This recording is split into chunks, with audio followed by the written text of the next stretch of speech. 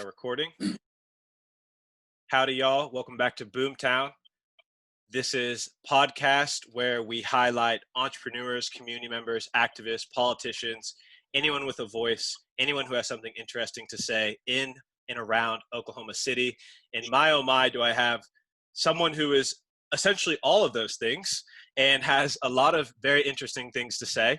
Anyone who's from Oklahoma will know the Honorable J.C. Watts, Mr. J.C. Watts. He is an entrepreneur. He is a community member, retired politician, and activist. And we have so many things to talk about and not enough time to talk about them. And so, JC, Mr. Watts, I will hand this over to you. And maybe you can just start with a very brief introduction, because I'm sure you could talk for forever, but also trying to tie in your connections to the state of Oklahoma.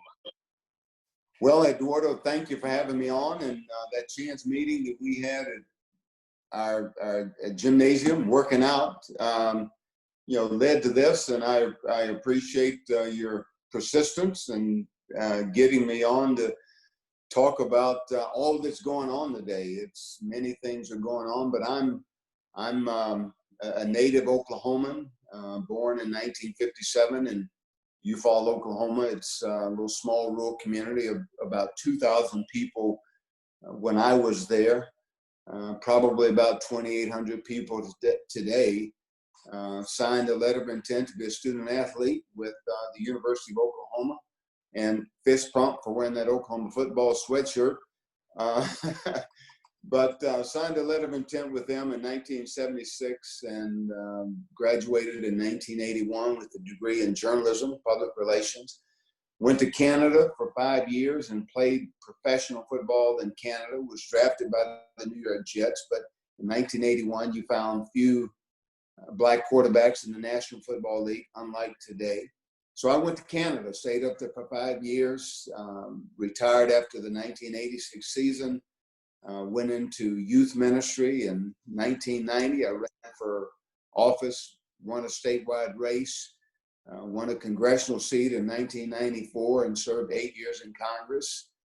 And I'm in business today, and just on February 10th of this year, launched the Black News Channel. It's a 24/7 news channel that is culturally specific to the African American community. And our mission in launching that was we wanted to give a more comprehensive story of the African American community. And we often see sports and entertainment in the Black community. I'm not being hostile to those industries by any stretch, because I came out of the athletic community.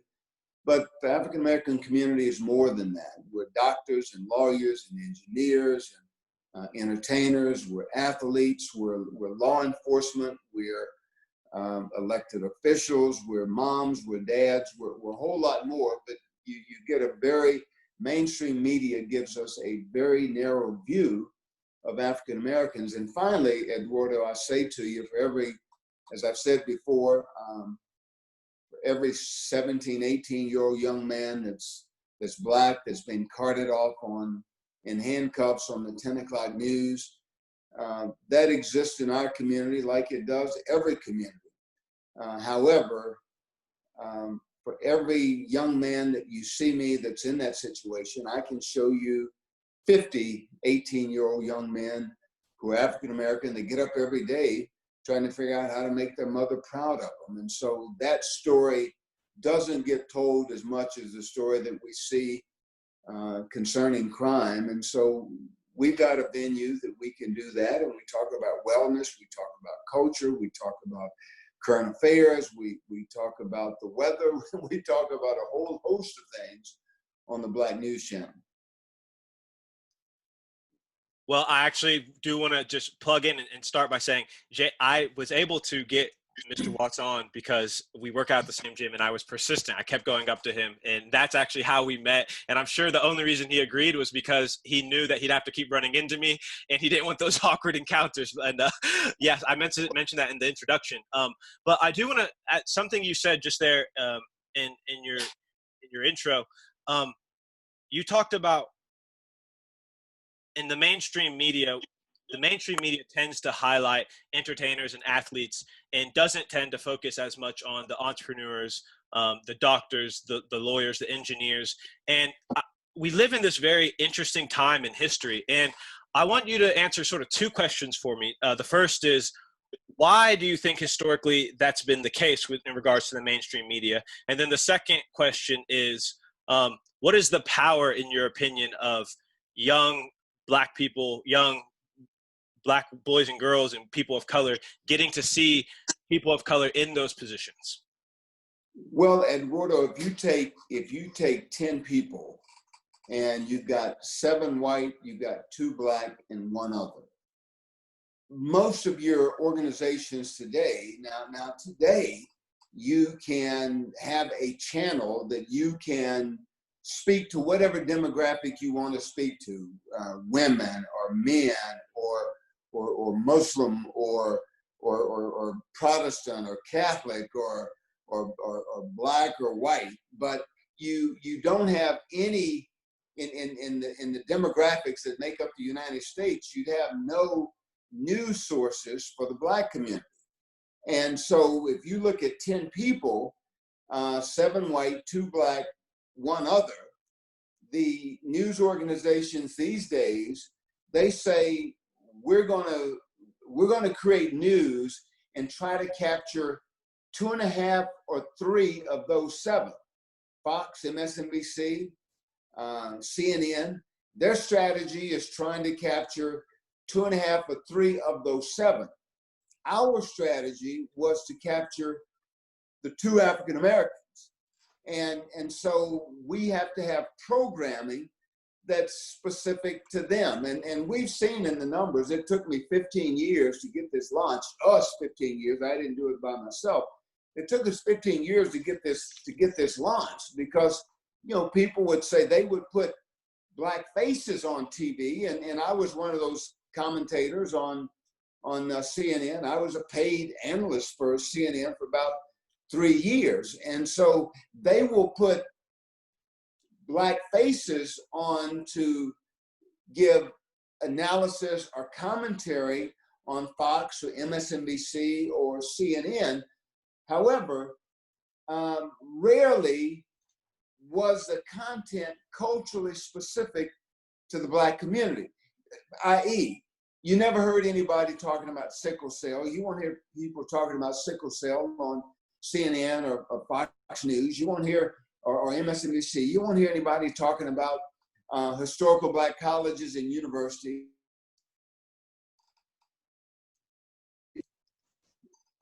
the way that we do.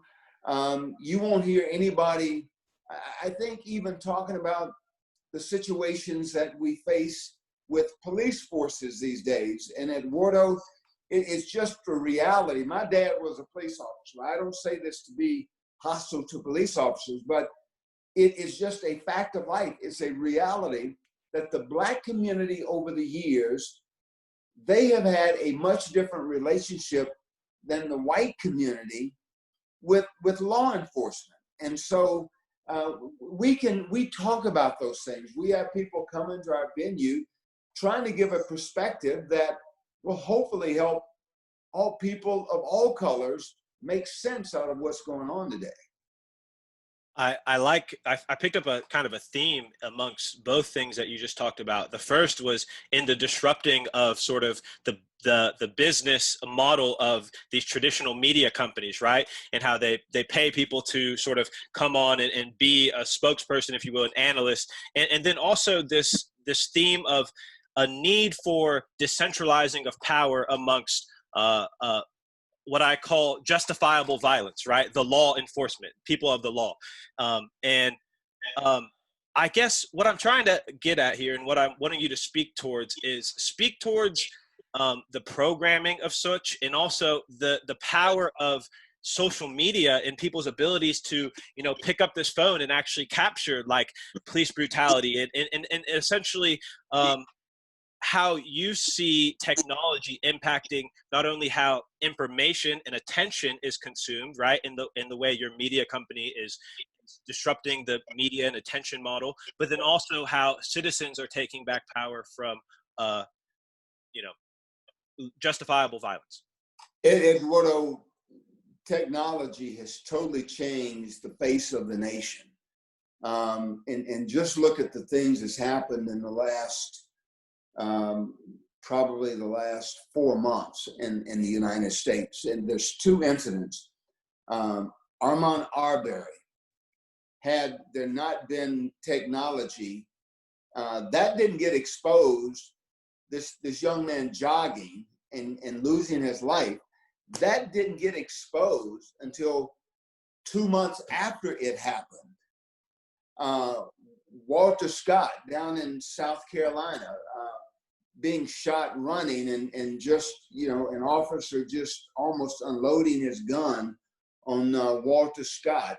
What we saw with the young man, Rayshard, the young man down in Georgia that fell asleep in the Wendy's.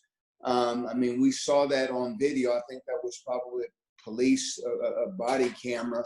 But nevertheless, George Floyd, what happened there? That was caught on video. And when I got into government and state government in 1991, January 1991, I was one of 3 utility commissioners, and we regulated public utilities and oil and gas and trucking for hire. And in back then, you still had the baby bell. We were Southwestern Bell, Southern Bell. In Oklahoma, we were Southwestern Bell. Today, it's all AT&T. However, we still had some parts of Oklahoma until we did away with it in 1992 that we were on party lines. Now, I don't know if your generation knows if you know what a party line is, but that was a one line that your family was on that line, my family was on that line, and someone else's family was on the line. And I literally had to ask you to get off the phone so I could use it. That's how antiquated our system was. That was 1992. That's very recent. That's recent history. That's modern times. And so today, this phone, less than about 50% of America, they don't even have landlines anymore. I just did away with mine, the last of my landlines, last September. And your generation, this is, your generation, they say that, my generation may be tech savvy, but your generation is tech dependent. Everything that 20, that 18 to 35-year-old, everything they do, as you well know, it's on the cell phone. In the news business, we are everywhere that our demographic is. So we are linear. We will be on DishNet hopefully by August 1st, but we've gotten them signed up. We're on Charter. We're on Comcast. We're on Facebook. We have a website, the digital platforms, OTT platforms, Roku and Zumo and Vizio and Amazon Fire Stick. We just signed a contract with them. So we have to be aware of our demographic is, and they're digital, they are linear, and they are the OTT, over the top, which is your Roku, Zulu, Amazon Fire Sticks of the world. Well, can you talk to us about, share with us what is one of your favorite pieces of programming, one of your favorite shows on the Black News Channel? Well, I'm and it seems like the older I get, the more interested I've become in wellness. And, I'm probably, and it is, we see each other at the gym. I'm probably in better physical shape today than I was when I played college football, simply because, I just become more interested in, what to eat and what not to eat and what to drink and what not to drink and so forth. But we've got a show called that Dr. Corey Hebert has been front and center in this COVID-19 battle. He has been the doctor that advises the governor of Louisiana on COVID-19 concerning the African American community. But he's got a show called Doctor for the People. Yep. And he just provides and imparts wonderful information for the African American community, and I like his show. Now, of course, there's a food show called The Taste of the Town that Marjorie Wardlaw is the host. She was a concierge down in New Orleans, and she has a great palate for great cuisine, and it's authentic food. And so I've enjoyed her show, but I'm a little more traditional news person. So we have a 7 in the morning to 10 a.m. newscast, and then we have a 7 at night to 10 p.m. newscast. I'm a little more old school, and the evening newscast has a little older anchors, so that's usually when I'm tuning in. But I think we've got a good lineup of things, and Gary Wardlaw is our programming director. Gary has 50 plus years of news and programming experience, and we're tickled to have him, and he's done a good job in keeping content on the air that our demographic would be interested in. Well, I'm glad you mentioned the cooking show, because that's one that I actually have not watched yet, but I do want to plug in my favorite, which was All Things Men with Mark McEwen. I watched a few of those episodes, particularly where he talks about how Black men feel about their moms. And I just think that the programming that he's offering, and his sitting down with young CEOs and Black current people who are doing really great things and amazing things is something that I benefited from, and I think a lot of other young Black men can benefit from. And I know and a couple of our shows that's really gotten high ratings is our women's show. We've got shows for men, we've got shows for women. We have Ladies First, we have for women only, and of course for men only as well. But those 3 shows have done really well in our ratings. Absolutely. There's something for you too. That I didn't watch that series, but there is something for everyone. Yeah. and I'm glad you mentioned that. And I know we're running out of time here, so I do just want to kind of ask you just 1 or 2 more questions. Something I heard you say. There's 2 interesting quotes I heard you say, and I want you to talk about them a little bit more. A broader story and a broader history that needs to be told. What is the story that is not being told today about the Black community? Well, one of the things, there's a national discussion today, and this discussion's been going on for the last 3.5 years, about the monuments around the country in the public square. Ironically, it was slated to have Harriet Tubman put on the $20 bill, and that got deep-sixed in this administration. And so you would think we've had soldiers, Black soldiers, fight in wars as far back as the Civil War, which was a time that the fight was about them. It was about slavery. But you had soldiers that fought for the Union. The Patriot, the movie The Patriot, highlighted some of that. That was a Revolutionary War that they were taking part in. But you've had soldiers fight in wars throughout history in the United States, but yet you never see monuments to them. You don't see monuments to Harriet Tubman, monuments to Frederick Douglass, unless it's in a museum. And so I just think the history and even slavery, oftentimes we ignore history to excuse it. African-American history, Black history, slavery, that's American history.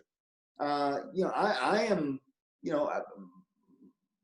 the Black community, we have, we've been subjected to rape and rope and fire and murder. And I'm not angry about that. I'm not ashamed of that. I'm ashamed that people were so inhumane that they would do that to other human beings. And I just think those stories, we can't be, selective about what we think is American history. I think my kids, my grandkids, my white friends' kids and my white friends' grandkids, they need to know the full history of their country. It's almost like giving a testimony at church, someone accepting Christ and how their lives have been turned around and they changed their lives for the better. We often like to talk about the good parts of our testimony, not the stinky parts of our testimony. And I think the good, bad, and the ugly needs to be told. And I think as long as we, not tell those stories about the contributions that Americans of every color, that they've contributed to the United States and to where we are today. And I happen to think we're a pretty special nation. We've got our flaws and our shortcomings, but I still think, I personally believe, we're the best there is. We're the greatest hope for mankind. But again, I think all children need to have an understanding of the contribution that every demographic in the country has made. I couldn't have said it any better. You can't know where you're going unless you know where you've been. Rapid fire questions, and we're going to just close out here. Favorite Oklahoman? Oh, boy. A lot of them. I think Will Rogers was a very interesting guy. I've read a lot about him. I've used a lot of his quotes. One of them I love is, he said, the reason you have two houses of Congress is so if you come up with a good idea in one, you can kill it in the other. I like that quote. This one's probably a no-brainer. OU or OSU? Yeah, I'll go with my Sooners. Favorite restaurant in OKC? Oh, anything Hal Smith, Charleston's, Mahogany, any, Red Rock. I'm a big, but if you force me to pick one, I'd probably say Charleston's. Charleston's. Favorite Thunder player? Yeah, I'm embarrassed to say that since Russell left, I don't know if I could name more than 3 or 4, but I'm a Chris Paul fan. I got to meet Chris when he was actually with New Orleans, but they were playing here in Oklahoma City. But he was actually playing for New Orleans. So I'm a Chris Paul fan, and I appreciate.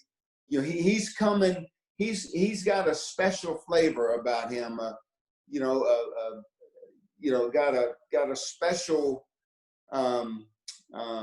special flavor about him. I guess is appropriate to say. A special sauce. I guess I like to frame it like that. And he's provided great leadership, and I've been someone that studied leadership over the years, from Winston Churchill to Abraham Lincoln to Frederick Douglass to Reverend King. So I really like his leadership in the latter part of his career, especially while in Oklahoma City. Absolutely. His basketball IQ is off the charts. And last question is, what is the parting message you would have to the younger generation? Everyone, but particularly if you can imagine yourself, at 16, 20 right now, living through this time, this era, a young Black male of color, but to everyone, what is your parting message to the youth? Well, I think we've really gotten away from personal responsibility. I think understanding paying the price, and I think anybody that's entrepreneurial, anybody that's striving to make it to the top, first understand that the mountain's going to have they have jagged edges. If the mountain was smooth, you couldn't climb it. So understand that going into the climb. And secondly, and I learned this in athletics, and it served me well. You know, you can take all the credit you want to take when you get it right, but you also have to be responsible when you get it wrong. And we see in politics today that, especially, you know, in 2021 or in 2020, that, you know, leadership, the burden of leadership is sometimes heavy, and we want to shy away from it. But I tell you, you know, when leaders know who they are, and if they will take responsibility when they get it wrong, I guarantee you, you'll create a cake that people want to eat, and people will want to follow that type of leadership. So, and again, I learned that through athletics. It served me well over the years in whatever I've done. And I'm tickled that I'm here today, being able to talk to you about it. Yeah, well, the Honorable J.C. Watts, thank you very much for your time. It was a huge pleasure getting to pick your brain and discuss this with you. Well, good deal. I'll see you at the gym. Yes, sir. Thank you. All right. Thank you.